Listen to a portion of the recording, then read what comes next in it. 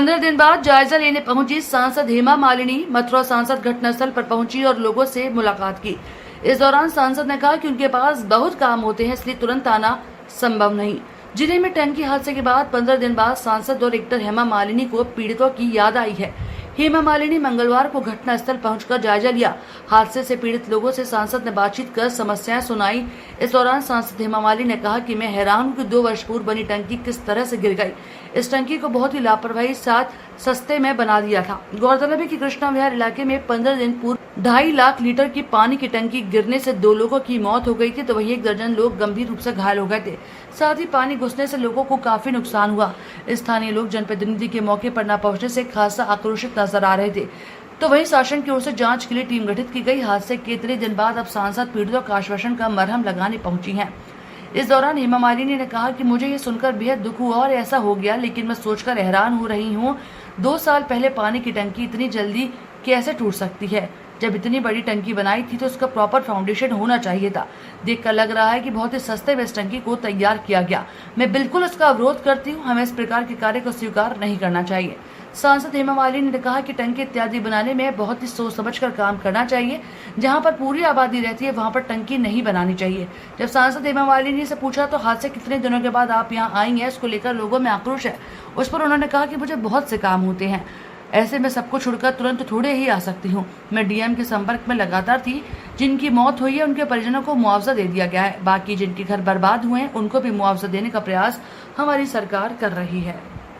मैं यहाँ पर आई हूँ जहाँ पे टैंक गिर गया और बड़ा अफसोस हुआ। यहाँ का जनता को इतनी तकलीफ हुई इधर, और बहुत शौक लगा कि यहाँ पे इस हादसे में 3 लोगों का डेथ भी हो गया है, 2 महिलाएं और एक आदमी और बच्चे भी। तो बहुत ही दुख हुआ कि ऐसा हो गया। लेकिन मुझे ये सोच के बड़ा हैरान मैं हो रही हूँ कि 2 साल पहले बनाया हुआ एक टैंकी इतना जल्दी कैसे टूट सकता है।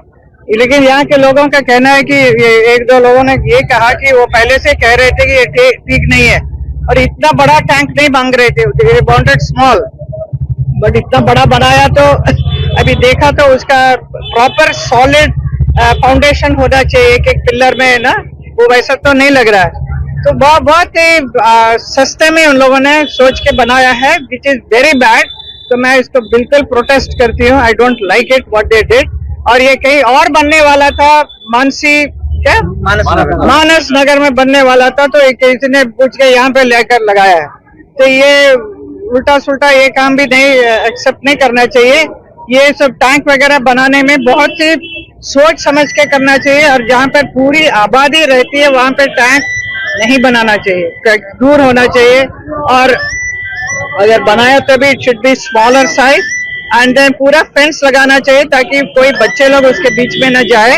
और ऐसा पहले का हादसा हो ही नहीं, अगर हुआ तो भी उससे जरा संभाल के रहना चाहिए, बहुत जरूरी है। तो पानी सबके घर में गया तो सारा मुआवजा की बात कर रहे हैं, काफी हमारी सरकार कर रही है। हमने डीएम से बात किया तो पता किया कि बहुत सारे लोगों को कर रहे हैं और भी करना है।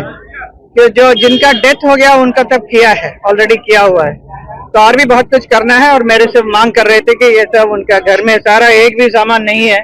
अभी जितना सरकारी की तरफ से क्या हो सकती है वो जरूर करेंगे। नहीं, मेरा काम रहता है, बहुत सारा काम रहता है।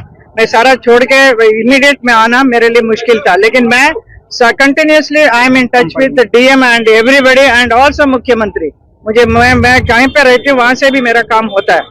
तो मैं आज पर्सनली यहाँ मिलने के लिए आई हूँ। इसका मतलब ये नहीं कि आप देर से आए हैं, ये मत बोला। आपने दिया क्या आश्वासन दिया कि आपका जो मुआवजा जो मिलना है वो करवाएंगे, वैसा बोला। दोषी अधिकारियों के खिलाफ भी कार्रवाई की मांग करेंगे। जो अधिकारी दोषी हैं जिन्होंने उनका एफआईआर दर्ज करना चाहिए, उनका पनिश करना चाहिए। जो इस काम में गलत काम किया है, जिन लोगों ने गड़बड़ किया है, उनको नहीं छोड़ना चाहिए। उसका बहुत पूरी तरह से जानकारी लेकर उनको पनिशमेंट देना चाहिए, कोई भी हो, भले कोई भी हो वो।